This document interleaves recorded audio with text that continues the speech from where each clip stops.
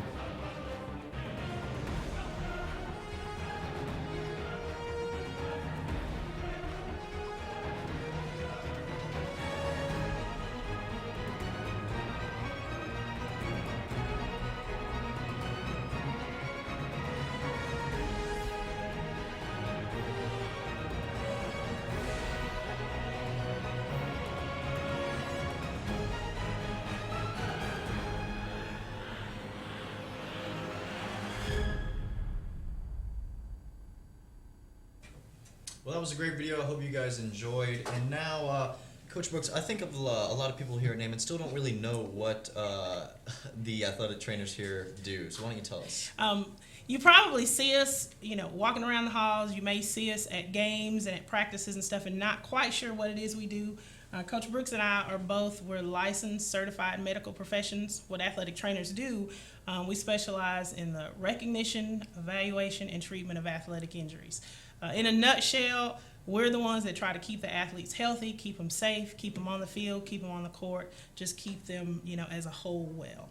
The student trainers that come work with us, they work as an extension of us in helping keeping those athletes safe. They're not just water girls and water boys.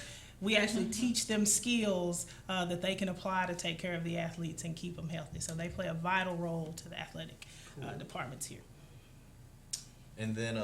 Thank you so much for that. Now, Coach Brooks, can you tell us about what benefits you get out of being a trainer and what experience you can get out of that? Just a few.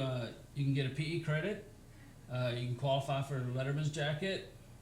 And you travel with the teams, whether it's football and you're traveling with several other student trainers, or you have a spring sport and you're the one that works with that team. So you get a lot of experience and kind of being on your own when you have your own sport.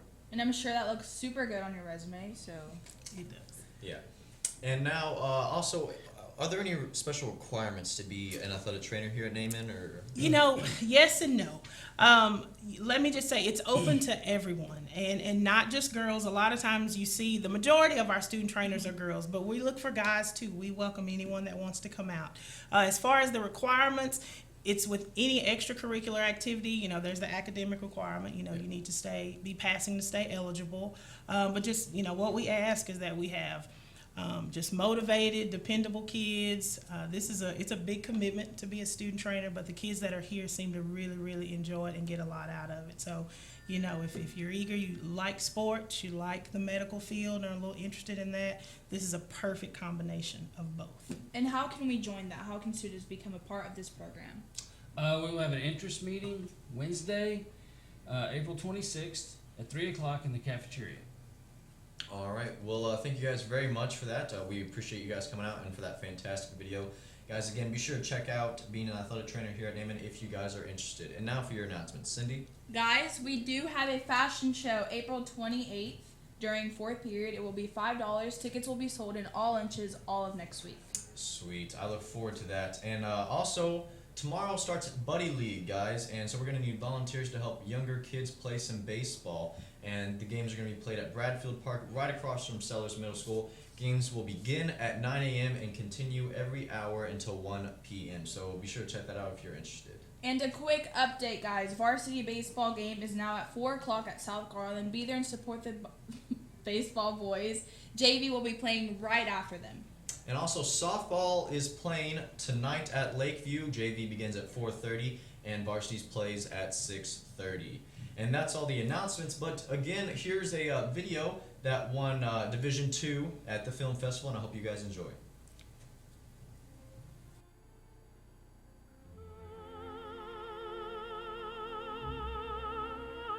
Like you, I was wondering how the hell I got myself into this mess. Here's the skinny. The name is Charlie Vargas, senior and private eye for the Nixon High School population. Most of my cases involve an insecure broad or Joe looking for dirt on their partners. Not a pretty job, but it gets me the bacon. Thursday, I find myself slipping into the culinary club kitchen looking for any evidence of the recent string of crimes at Nixon High. Some prankster had been humiliating key socialites of the senior class, one victim for every day so far. Okay. Monday, the cheer captain Valerie Vasquez had her sunblock changed for tanning lotion right before the practice. Poor broad had to take your yearbook picture like that. On Tuesday, Frank Rodriguez, all-star running back for the football team, had reportedly been catfished into taking some spicy photos which were then leaked all over the net. Wednesday, Andrea Higgins was slipped some sort of Mickey right before the opening night of A West Side Story. It didn't take long before the lead actress was spewing from her rear end just as she hit the high C. The most recent humiliation was that of the school's valedictorian-to-be, David Campos. The poor sap was given a batch of cookies from the culinary club, wishing him swell in the state tests. It didn't take long before the fella was lit like a candle. Next were the interrogations. Aha! The devil's lettuce. I would never. I started with Susie Hall, a cheerleader doll who shared the video of her teammate all over social media. So you have no reason to humiliate Ms. Vasquez. Honey, you're barking up the wrong tree here, Charlie. Can I call you Charlie? Everyone does. No one else has beef with the cheer captain. Everyone, bozo. She's a stuck-up wannabe. But we wouldn't risk getting kicked out of cheer. Okay, well, thank you, Susie. You should go to Brittany's Windig this weekend after the Eagles game. I'll be there. I don't do parties. I'll be seeing you. Next suspect was George Cameron, the spirit junkie. All right, Cam, I have some questions concerning the pictures of Frank that were posted on the internet. Can I get you guys anything? Yeah, I'll have the big breakfast platter with some extra bacon. He's paying. You have no solid alibi, and I know that he took the title of most school-spirited from you. That's enough motive. That title was mine. My face is permanently like this. I can't wash it off.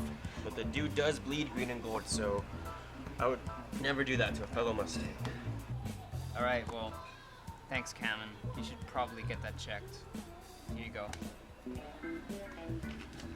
My final suspect was Dennis Baker, the only stoner who's part of the culinary club at school. I don't know, man. I found this note in a 20, and that was good enough for me. I don't hate the guy. He gave me $3 last time to buy some chips after I smoked my ham for my class. All right, thank you, Dennis. Yeah. First thing on Friday, I took the note to a guy who's keen on penmanship. After careful observation, he told me that the writer was a left-handed female of about 17 years, brown hair, brown eyes, about 5'3".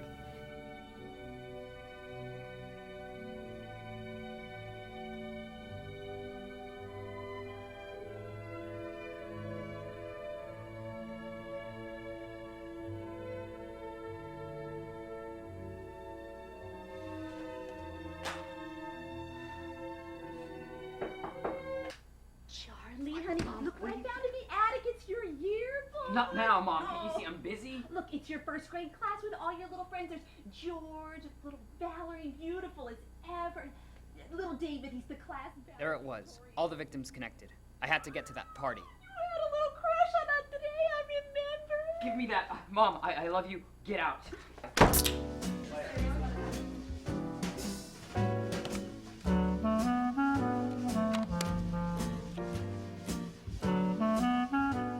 Come on, don't stick out like a sore thumb. I figured she was right.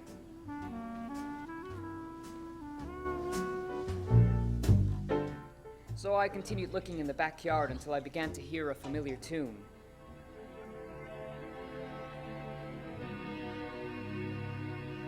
There are many, many crazy things. It all came rushing back to me.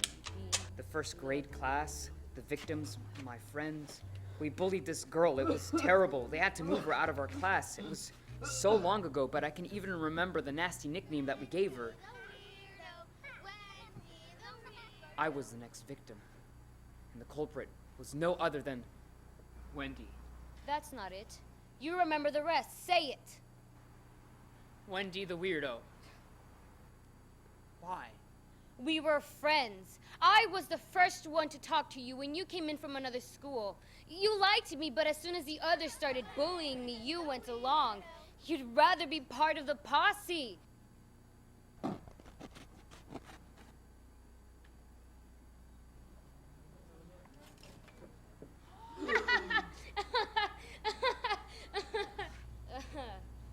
Really? But y'all laughed at Valerie's tanning oil or Andrea's laxatives. That was you? What? Toss her in the pool!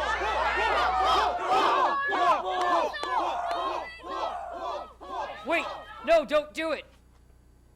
Frank, Val, Andrea, tell me we don't deserve it. Aw, that was really touching, Charlie. Get him too! Yeah!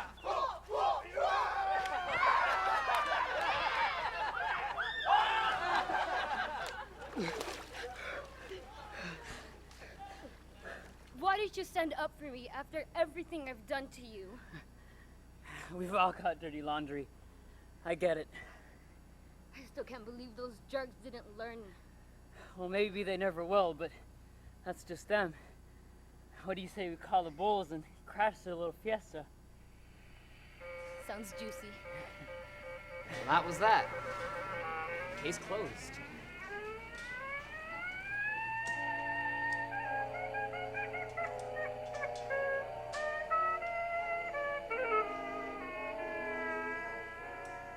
Ugh, still wet.